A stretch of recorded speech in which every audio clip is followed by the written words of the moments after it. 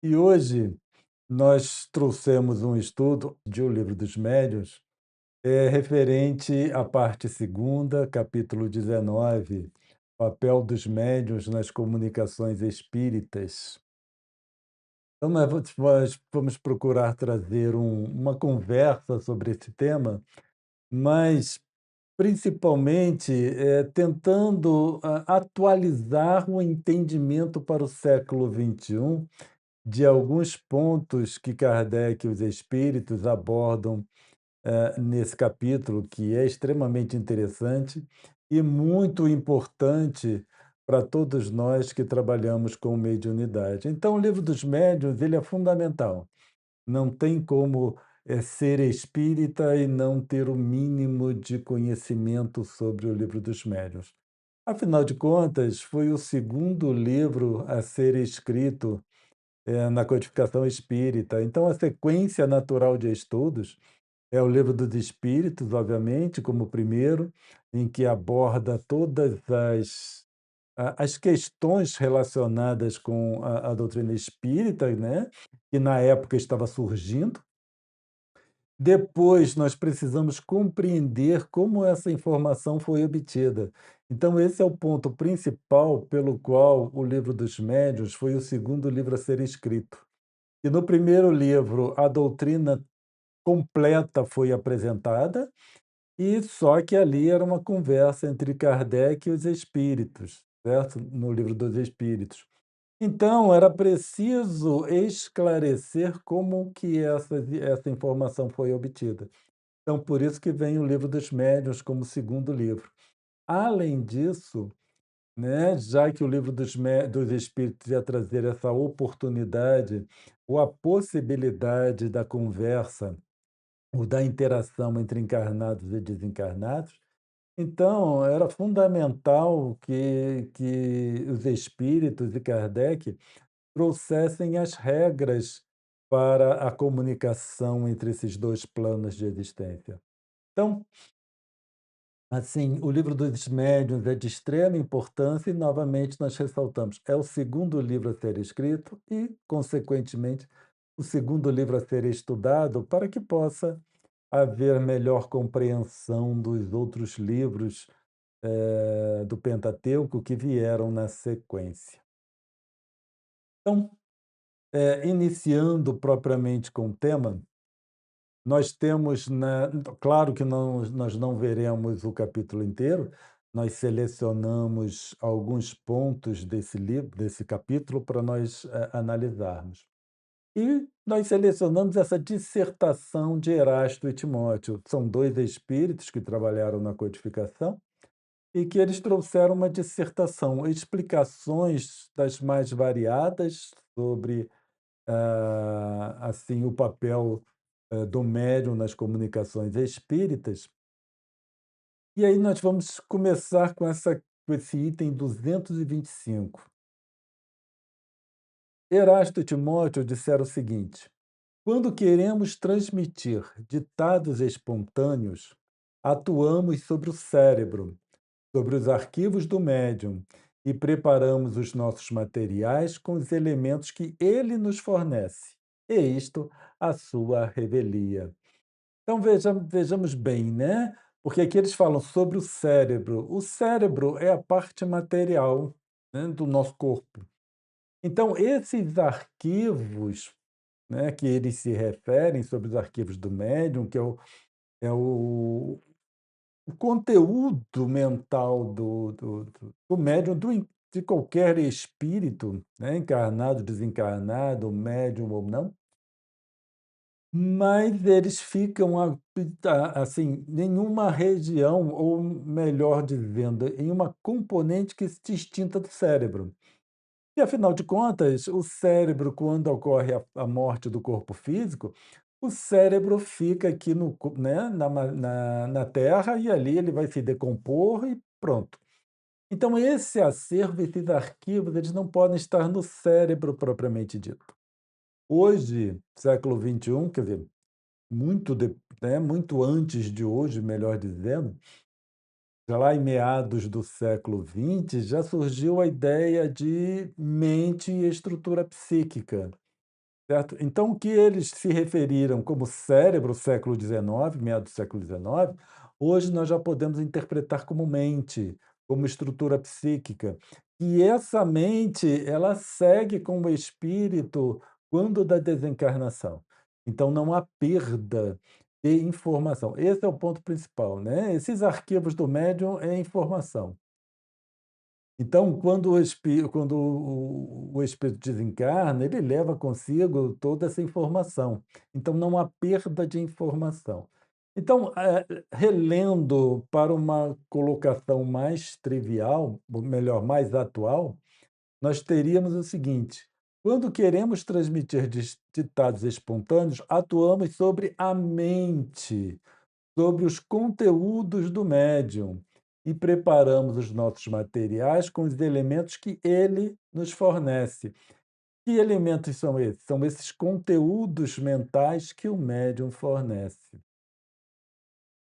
E aí é interessante que eles trouxeram essa informação no século XIX. No século XX, Jung, que é considerado o pai da psicologia analítica, então ele tem um trabalho assim muito profícuo sobre a estrutura da mente, sobre tratamentos psicológicos. Então, ele, assim, ele mapeou a nossa mente. No final é mais ou menos isso, né, colocando em termos mais leigos. Mas através de todo o seu trabalho, ele conseguiu identificar várias regiões da nossa mente. É claro que aqui nós traremos uma forma bem simplista. Vamos aprofundar um pouco mais à frente. Mas a teoria da psique de Jung é extremamente complexa. Ele deixou mais de 20 livros, trabalhos publicados, palestras, então foi um cientista muito profícuo, e especialmente nessa área da mente. Então, simplificadamente aqui para nós, ele identificou 3 regiões principais, que seria o consciente, que é essa circunferência, esse círculo em vermelho. Depois, o que ele chamou de inconsciente pessoal, que é o rosa, e temos o azul, o que ele denominou de inconsciente coletivo. O consciente é a região onde fica armazenado tudo aquilo que nós trabalhamos no nosso dia a dia. Então, por exemplo, quando eu preparei esse estudo aqui para nós hoje, eu trouxe esse material, deixei todo no meu consciente, para que eu possa falar para vocês agora, né? As questões do nosso trabalho, as questões do nosso dia a dia, tudo aquilo que é importante para nós, fica armazenado no consciente. Agora, coisas que não são muito importantes ou que nós aprendemos, conhecemos em um determinado momento, mas ficamos sem uso, certo? Ficamos sem utilizar, aí toda essa informação vai para o inconsciente pessoal. Então, consciente e inconsciente pessoal fica registrado tudo aquilo que nós aprendemos, que nós interagimos durante o período que estamos ligados ao corpo, certo? Então, está ligado ao corpo, tudo aquilo que assimilamos através dos nossos sentidos físicos vai para o consciente ou para o inconsciente pessoal, dependendo da importância que nós damos para a informação ou conteúdo. Agora, Jung ele identificou em seus pacientes que muitos conseguiam acessar informação que eles não tinham como conhecer. Hoje é mais complicado isso, com a internet, então nós temos acesso a uma grande quantidade de informação do mundo inteiro, então é complicado, assim, conseguirmos identificar o que o indivíduo podia ou não podia saber. Mas antes disso, antes da internet, lá em meados do século XX, então isso não era tão disseminado assim. Então, Jung conseguiu perceber que os pacientes, eles conseguiam se referenciar à informação que eles não tinham como saber. E por isso ele denominou de inconsciente coletivo. Então, na teoria de Jung, esse inconsciente coletivo Seria um campo de informação em que a informação de todo mundo, de todos os tempos, ficaria armazenado. E as pessoas, em determinadas situações ou condições ou eventos, eles poderiam acessar essa informação, certo? E assim se referenciar a elas, se referir a elas, né, trazer de alguma utilizar de alguma forma. Joana de Ângeles, sobre a psicografia de Edivaldo Franco, ela vem, esclarecer que esse inconsciente coletivo de Jung, no final não é tão coletivo assim, na verdade não é nada coletivo. Mas o que ela diz que é o aprendizado do espírito, ou o acervo do espírito, de todas as suas encarnações, não apenas da atual, mas de todas as encarnações e inclusive do período em que ele passa na erraticidade. Então, por isso, nós chamamos, isso aqui não é terminologia de Joana, não, fomos nós que colocamos, então nós colocamos isso de inconsciente transpessoal. Então, com relação a consciente e inconsciente pessoal, Joana de Ângeles mantém a mesma explicação, a mesma definição, mas ela faz esse ajuste para essa região azul, que ela chamou de inconsciente transpessoal, que é o acervo do espírito. Então, toda essa estrutura pertence ao espírito, certo? Ao desencarnar, o corpo fica, o cérebro fica, mas essa estrutura psíquica, ela segue com o espírito e ele nunca perde isso, porque afinal de contas, é nessa estrutura que fica armazenado todo o aprendizado do espírito, todas as suas experiências e o processo evolutivo em si. Certo? Porque o processo evolutivo está relacionado com informação e como o espírito trabalha com essa informação, certo? Então isso tudo, faz parte do espírito em si, porque no final ele nunca perde essa estrutura psíquica ou estrutura mental. Então nós já vemos da onde que os espíritos acessam esses conteúdos do médium para que eles possam trazer a informação. E aí, continuando na questão 223, a 223 tem vários subitens. No primeiro subitem, nós temos a seguinte pergunta de Kardec: no momento em que exerce a sua faculdade, está o médium em estado perfeitamente normal? Certo? Lembrando que o título do estudo é Papel do Médium nas Comunicações Espíritas. Então, nós precisamos manter o foco no médium. Isso nós procuraremos nos manter ao longo desse nosso estudo. Então, no momento em que exerce a sua faculdade, está o médium em estado perfeitamente normal? E eles respondem: está, às vezes, num estado mais ou menos acentuado de crise. Certo? Então, às vezes, o médium está nesse estado de crise, no estado de transe, certo? Que pode ser mais ou menos acentuado.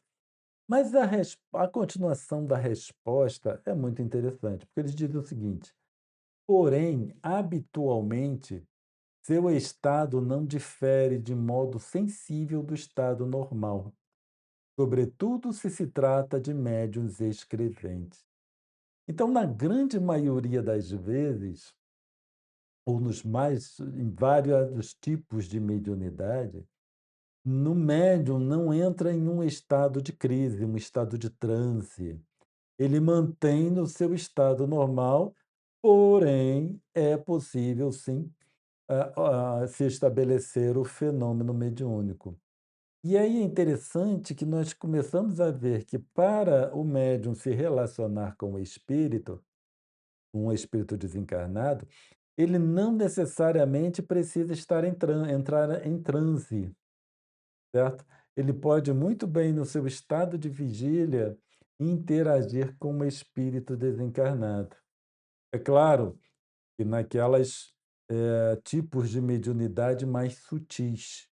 certo? Existem alguns outros tipos que demandam uma profundidade maior na interação, e aí sim, esse transe vai se estabelecer e vai ser mais ou menos acentuado, dependendo da comunicação em si, do tipo de fenômeno e da comunicação propriamente dita.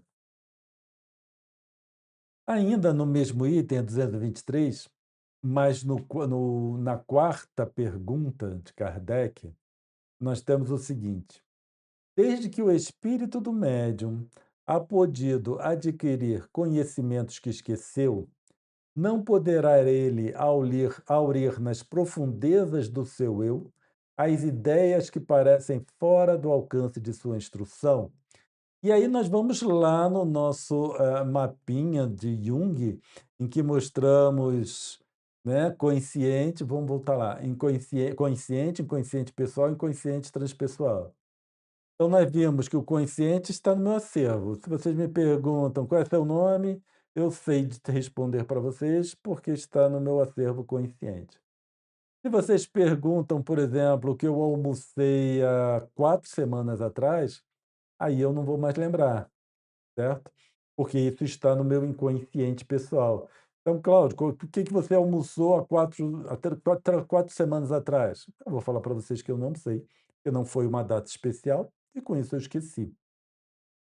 E o que se encontra no meu inconsciente transpessoal, aí que eu não lembro mesmo, que isso é decorrente de outras encarnações e também o período de erraticidade. Então, voltando lá, desde que o espírito do médium ha podido adquirir conhecimentos que esqueceu, certo? Coisas que nós aprendemos e esquecemos, não lembramos de tudo que já aprendemos na nossa vida, nem de tudo que já entramos em contato em algum momento da nossa vida. Tem algumas pessoas que têm o que se chama memória fotográfica, né? Mas a grande são raros. A grande maioria esquece mesmo. Nós esquecemos coisas de 2, 3 dias atrás, nós já não lembramos mais. Não poderá ele aurir das profundezas do seu eu, aí das profundezas do seu eu já vamos lá para a nossa estrutura da mente, das profundezas da mente, as ideias que pareçam fora de alcance da sua instrução. Então, se eu fosse um médium aqui que um espírito ia se comunicar, e ele precisa de informação que eu já esqueci, está lá nas profundezas da minha mente. Kardec pergunta se o espírito conseguiria ir lá acessar esses conteúdos das profundezas da mente. E olha o que eles respondem: isso acontece frequentemente no estado de crise sonambúlica ou estática.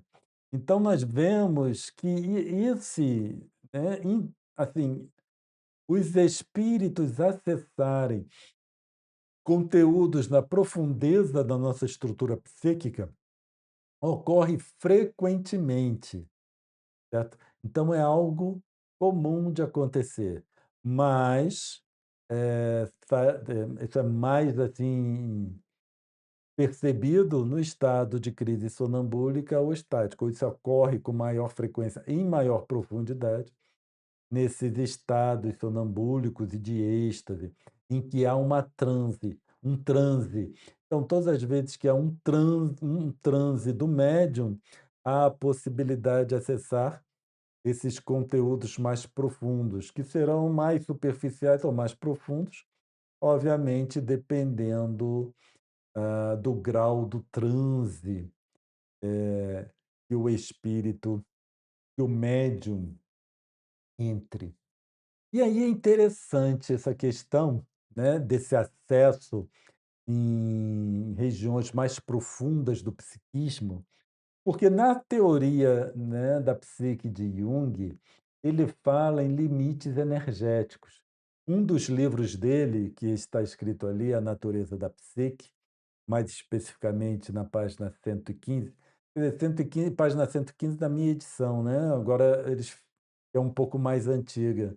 Eles já editaram o livro de novo, uma nova formatação, então certamente a página mudou.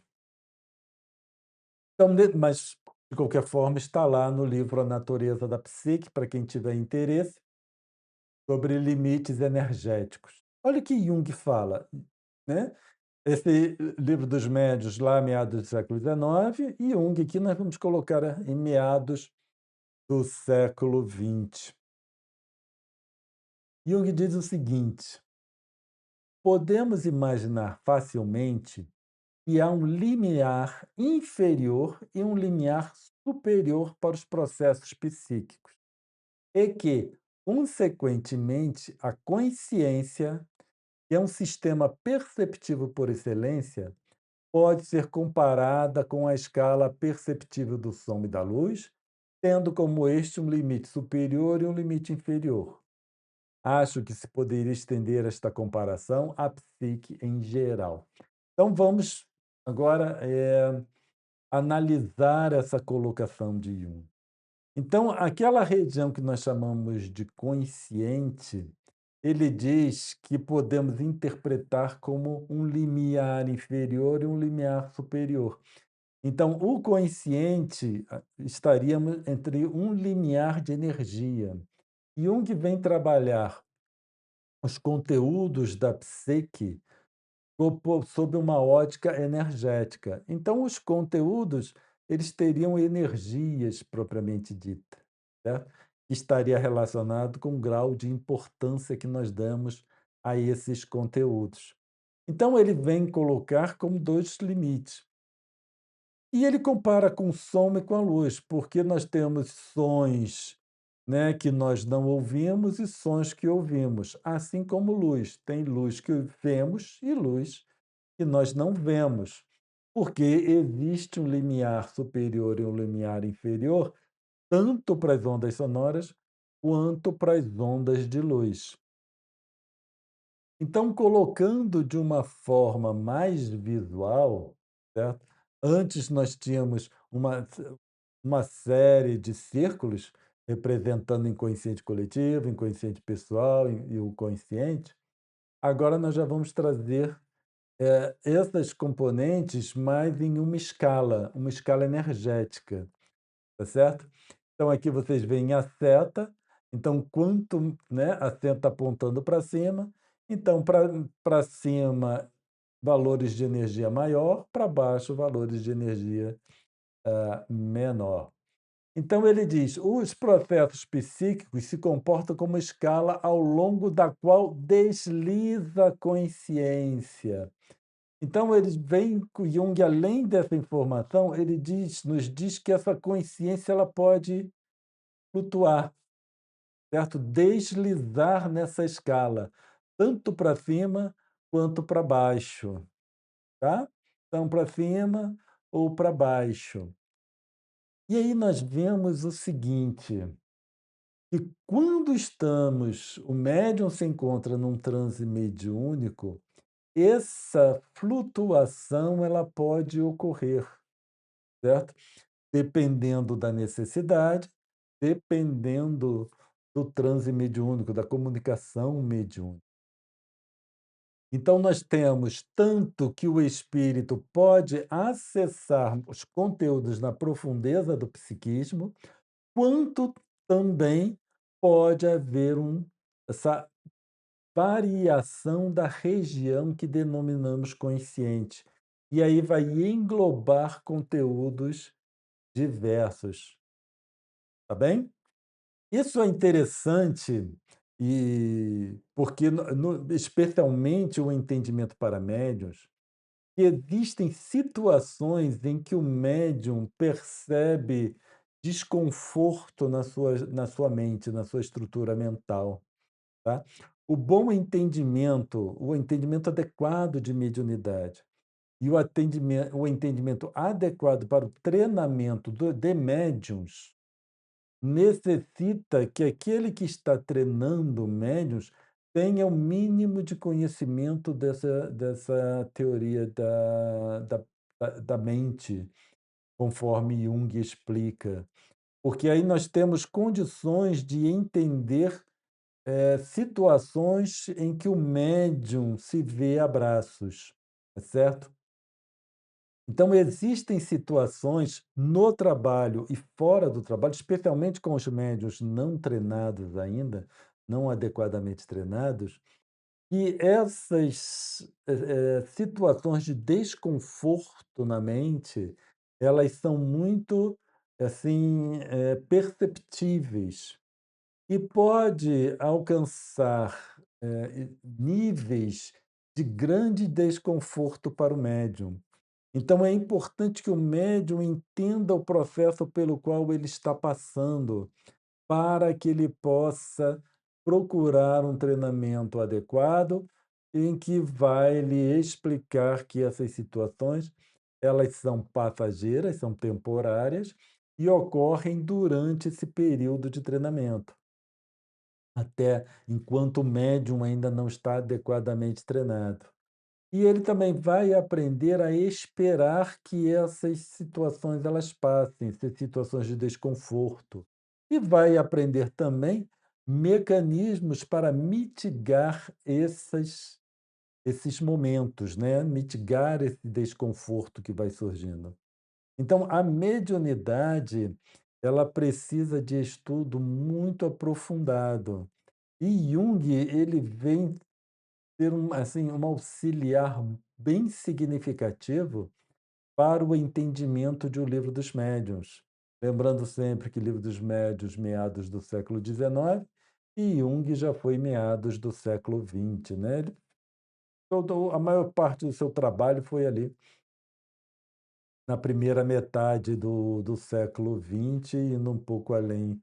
Se não me engano, acho que ele desencarnou em 61, se não me engano, 1961. Tá?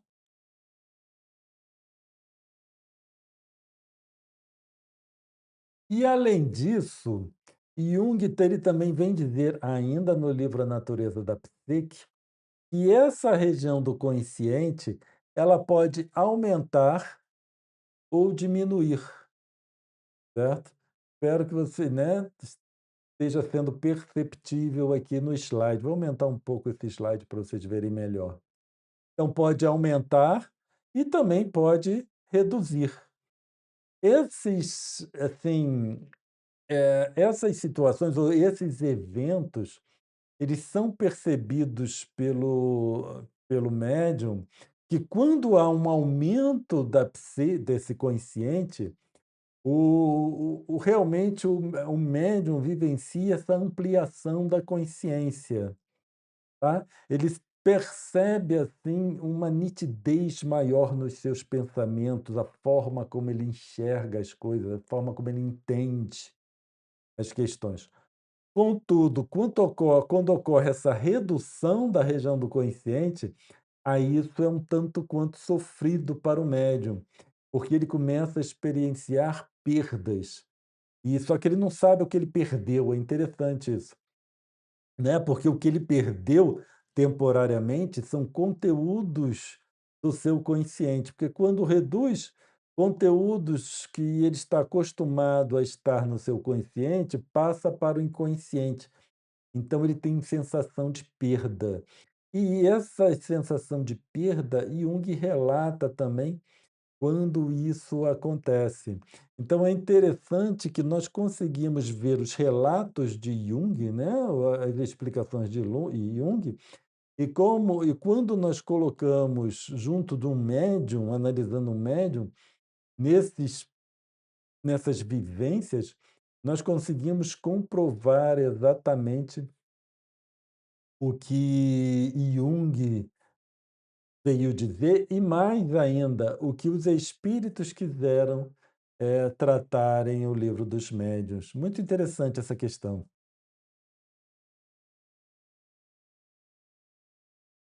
Na questão outro ponto importante que precisamos ressaltar, porque é outro fenômeno lá, né, os espíritos falam em sonambulismo, eventos sonambúlicos e estáticos, onde há um transe mais profundo do médium. Mas tem um outro fenômeno em que há também um transe profundo do médium, tá? Só que nós a codificação, ela trata como possessão. Em geral, numa terminologia mais atual, seria incorporação. E possessão, ela traz sempre um significado de obsessão, certo? Aquela possessão demoníaca. Então já tem um atavismo com relação a essa palavra, que é da possessão demoníaca. Em O Livro dos Espíritos e O Livro dos Médiuns, nós vemos uma abordagem de possessão com relação a processos obsessivos. Só no livro A Gênese, lá no capítulo 14, item 47, que Kardec vem ampliar essa ideia da possessão. Leon Denis, no livro No Invisível, ele trata possessão já como incorporação. E aí ele faz ali. Leon Denis, no livro No Invisível, também faz uma análise brilhante sobre vários dos processos mediúnicos, incluindo, né, assim, a psicofonia e a incorporação. Então ele apresenta essa distinção, então ele diz o que se refere a um, o que se refere a outro. Mas voltando no livro A Gênese, Kardec diz o seguinte: na possessão, em vez de agir exteriormente, o espírito atuante se substitui, por assim dizer, ao espírito encarnado, tá? Le Precisamos ressaltar aqui que Kardec fala "por assim dizer", substitui "por assim dizer". Então não é que há uma substituição propriamente dita, não. E é inclusive eu não trouxe tudo aqui, é claro, mas inclusive ele fala que, né, ele explica que não, o espírito não abandona o corpo e etc, etc, só na desencarnação. Então, por assim dizer, é só para termos uma ideia do que acontece, porque a interação do espírito com o médium é mais profunda na incorporação do que na psicofonia, por exemplo, na psicografia. Então, ao encarnado, toma-lhe o corpo para domicílio. Sem este, no entanto, será abandonado pelo seu corpo. Aqui mesmo que Kardec fala que não é abandonado pelo corpo. Pensei que fosse no slide mais para frente. Então, vê, toma o corpo por domicílio sem que o corpo seja abandonado pelo dono. Então, assim, não é que toma o corpo e pronto, expulsa o outro e acabou, certo? Mas apenas para entendermos que há uma interação mais profunda entre comunicante e médium nos eventos de incorporação. A possessão, consequentemente, é sempre temporária e intermitente. Então, a possessão, né, a incorporação, ela não ocorre direto. Então, vai, ocorre, depois termina, depois pode vir a ocorrer novamente. E aqui ele começa a explicar a incorporação como fenômeno mediúnico, certo? Fora obsessão. Na possessão, pode tratar-se de um espírito bom que queira falar e que, para causar maior impressão nos ouvintes, toma do corpo de um encarnado e voluntariamente lhe empresta. Então, no fenômeno da incorporação, em que é uma comunicação mediúnica, vai trazer a informação de um espírito bom, aí esse espírito toma o corpo do encarnado, lembrando sempre que não é tomar, né, meu e acabou, mas a interação é mais profunda, e o médium se predispõe àquele fenômeno. Então, por isso que ele diz voluntariamente lhe empresta. Isso se verifica sem qualquer perturbação ou incômodo, porque Kardec aqui está comparando com a possessão na obsessão, que causa um desconforto, uma desarmonia, é uma perturbação enorme para o médium. Só que quando isso ocorre com o espírito bom, isso não acontece, não tem essa sensação ruim. Durante o tempo em que o espírito encarnado se acha em liberdade, como no estado de emancipação, conservando-se ali este último ao lado do seu substituto para ouvi-lo. Então, aqui nós também temos um estado de transe profundo. E esse estado de incorporação está mais relacionado com o sonambulismo, com o processo sonambúlico. Então, eles como que se, assim, se confundem um pouco, né? O sonambulismo com o processo de incorporação, dependendo do nível do transe, aqueles transes bem mais profundos, porque eles têm sua semelhança de como o espírito, que é médium,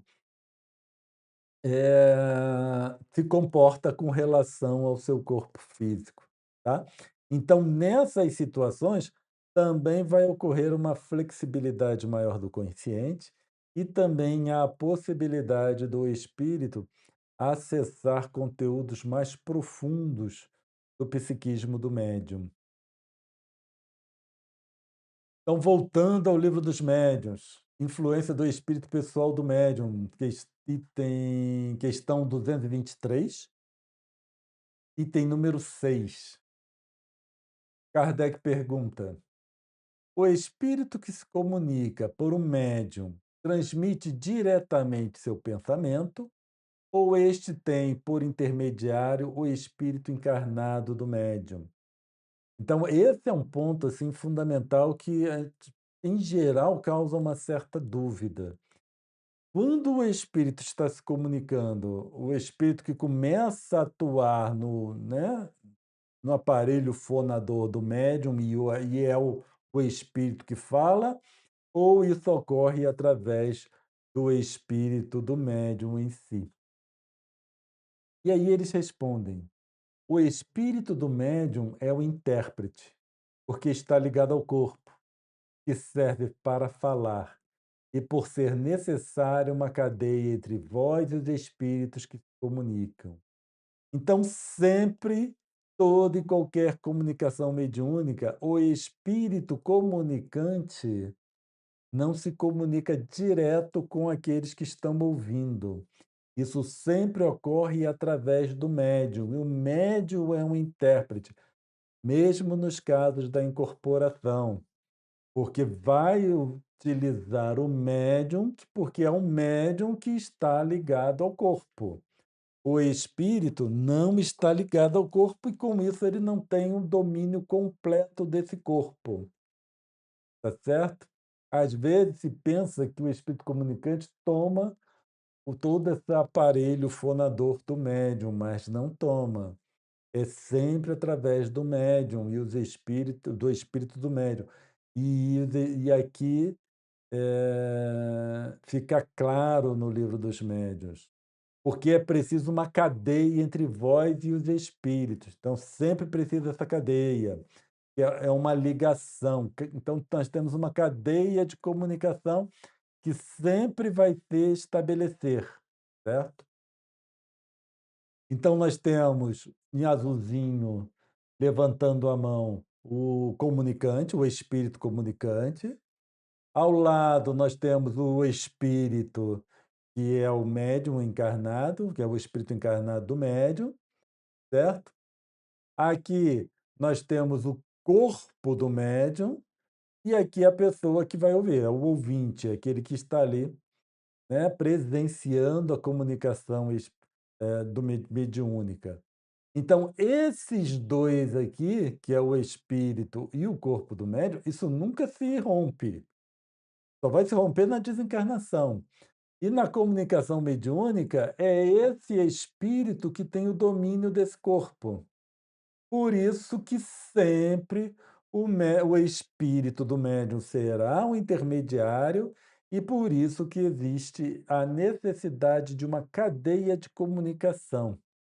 É como se fosse uma hierarquia, não pode pular a hierarquia. Isso precisa ser seguido, essa orientação, essa sequência precisa ser seguida. Na 223, no item 9, Kardec realmente era assim perspicaz nas suas perguntas, nos seus questionamentos.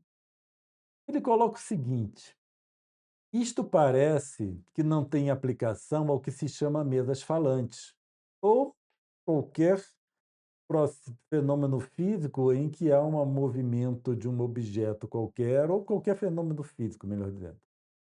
Então, isso parece essa questão da cadeia, né, da sequência ali, parece que não tem aplicação que se chama mesas falantes, visto que, quando objetos inertes, o espírito do médium nenhuma parte toma no fato, certo? Então, quando a comunicação se dá através de um objeto inerte, a impressão que se tem é que o espírito do médium não participou ali. Às vezes, o espírito médium, o médium está ali em vigília, está de vigília, participando ali, e existe a movimentação do objeto. E Kardec vem dizer: "Parece que nesses casos, isso aí não vale". Só que os espíritos responderam que isso é equivocado. Essa ideia de Kardec é equivocada. E eles falam: "É um erro", aqui embaixo, "é um erro. O espírito pode dar ao corpo inerte uma vida fictícia momentânea. Então, a vida fictícia, quem dá é o espírito, ponto. Mas não lhe pode dar inteligência. É, pois, o espírito do médium quem recebe o pensamento e o transmite, sucessivamente, com o auxílio de diversos intermediários. Então, isso é muito interessante. Mesmo nos fenômenos físicos, uma mesa se movimentando, uma prancheta respondendo, que eram os Kardec trabalhava lá no início dos seus trabalhos na codificação, sempre é através do médium, é o espírito do médium que transmite o pensamento para o objeto. Então, isso é uma coisa, assim, muito interessante que muitas vezes nós não nos damos conta.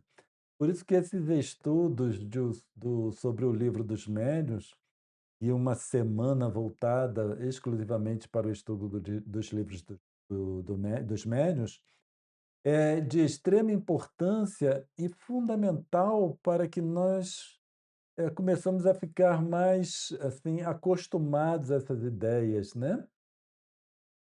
Então, aqui nós temos o comunicante, novamente com a mãozinha levantada, nós temos o médium, espírito, nós temos o médium, corpo, e temos aqui uma mesa, que vai ser um objeto.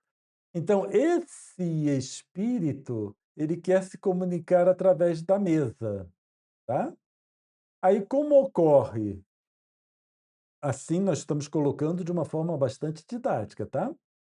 O espírito comunicante exerce uma ação no médium, que recebe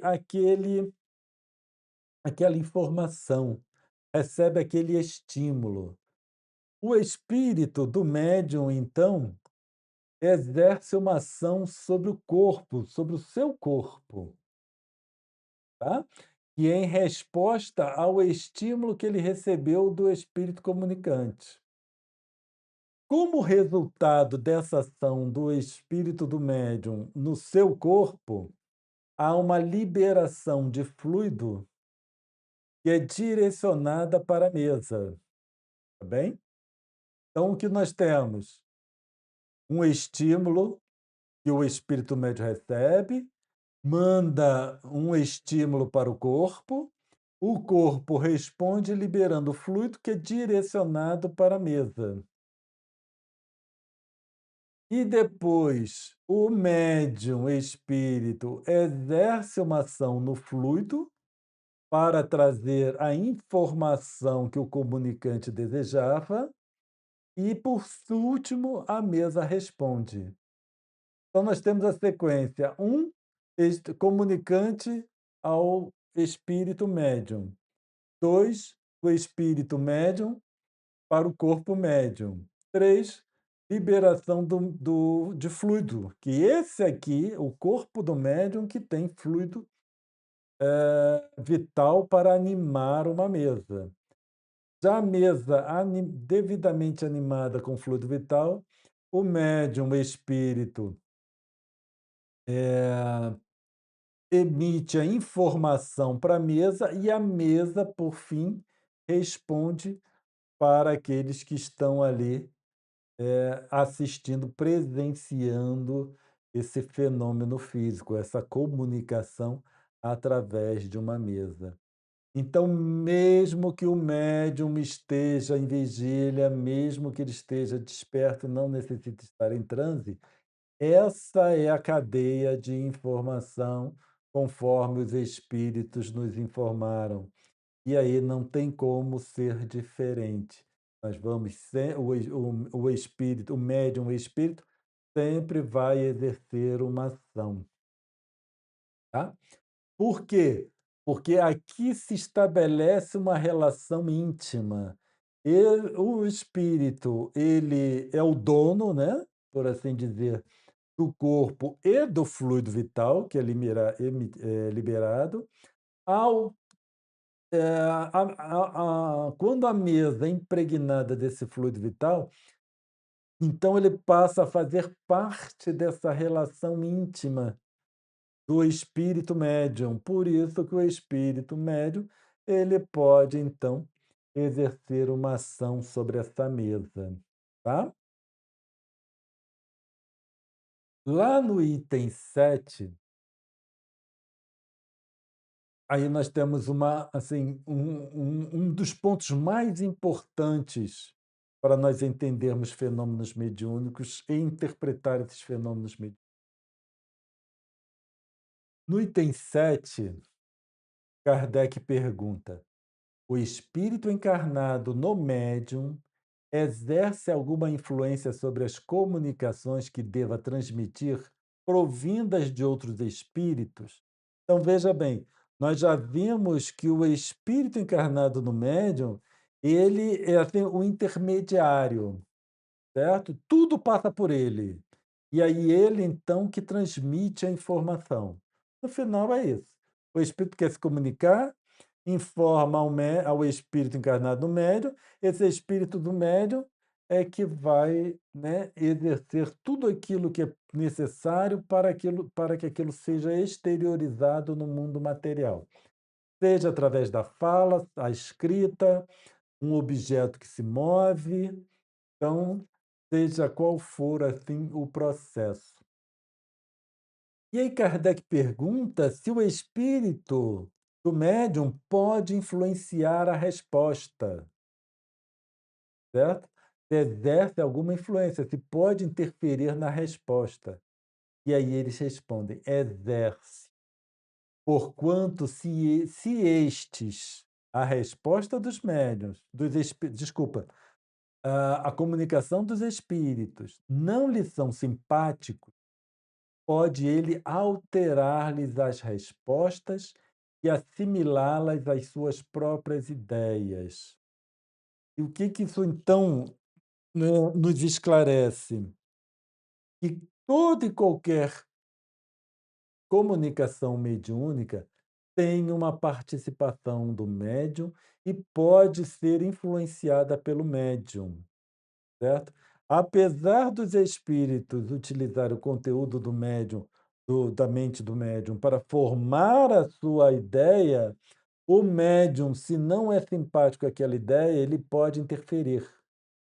E aí, por isso que demanda que o médium seja extremamente fidedigno à informação, gostando ou não gostando, concordando ou não concordando com aquilo, tá? O médium pode analisar a resposta posteriormente, ao final da comunicação, mas ele não deve avaliar durante a encarnação, porque se ele não concordar, ele vai alterar aquela comunicação, tá? Agora, ele influencia, é claro, a comunicação em si, mas eles falam, não influenciam os próprios espíritos, autores das respostas. Constitui-se apenas um mau intérprete. Então, quando nós vemos o motivo pelo qual Kardec utilizou a universalidade dos ensinos dos espíritos, porque os médiuns interferem nas respostas, uns em maior grau, outros em menor grau. Com isso, da universalidade, das respostas dos espíritos, dos ensinos dos espíritos, Kardec conseguiu fazer um filtro, certo?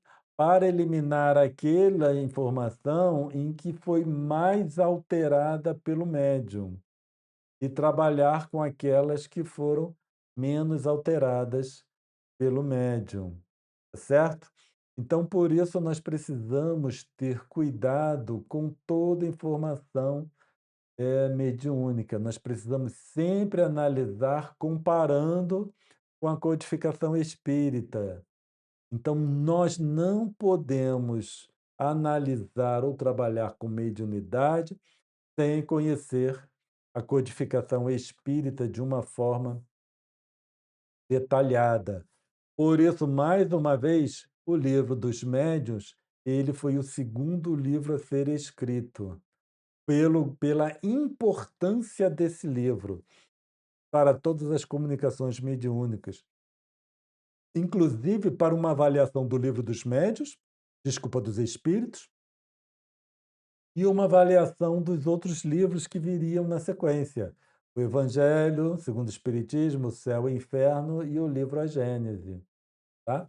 Que embora o livro A Gênese tenha menos informação de espíritos, mas também é um trabalho dessa espiritualidade, certo?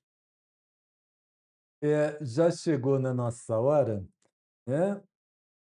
Nós teríamos mais alguns slides para apresentar, mas assim, acreditamos que tudo aquilo que queríamos trazer já foi apresentado.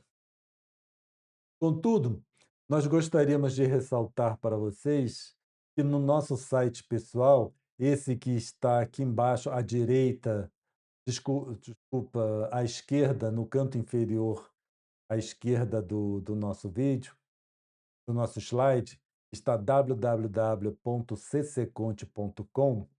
Nós lá disponibilizamos um livro de nossa autoria, que é Biografia de um Médium analisada sobre a teoria de Jung, tá? Então, ali nós estudamos toda a minha experiência enquanto médium, especialmente, né, que nós começamos como, claro, como um médium não treinado. Tivemos várias experiências até alcançarmos um treinamento razoável. E ali, então, durante os nossos estudos, para tentarmos compreender todos esses processos que o médium vivencia, todas essas dificuldades, então nós escrevemos um livro em que apresentamos todos os processos em que eu passei, particularmente, no meu trato com mediunidade, analisando, é claro, à luz da codificação espírita e a teoria da psique de Jung. Então, quem tiver curiosidade, é só acessar o meu site pessoal. Lá tem escrito, porque tem vários livros disponibilizados lá. Então, se vocês procuram, logo na página principal tem o link para a lista de livros, e lá vocês vão encontrar a biografia de um médium. Eu, assim, deixo claro que o capítulo 1 pode ser um pouco cansativo. Eu hoje reconheço isso, tá? Quem quiser pode pular o primeiro capítulo, sem prejuízo do entendimento dos capítulos seguintes. O capítulo primeiro eu só fiz uma análise da ciência sobre a possibilidade de existência de espíritos e da comunicação mediúnica. É um pouco mais profundo, mas depois do capítulo 2 aí já aborda a mediunidade, os processos, as dificuldades, a forma como lidar com essas dificuldades, processos para treinamento, e eu acredito que ficou bem completo e bem esclarecedor. Então, nós esperamos que tenhamos trazido material para as nossas reflexões, certo? E vamos então fazer a nossa pequena prece de encerramento.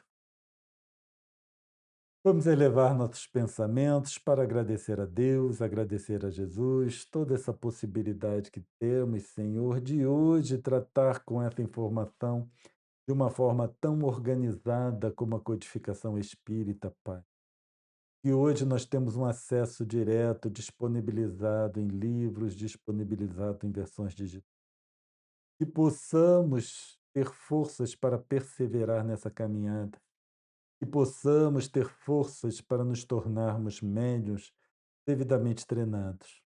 E assim, Pai amado, agradecidos, pedimos sua permissão para encerrarmos.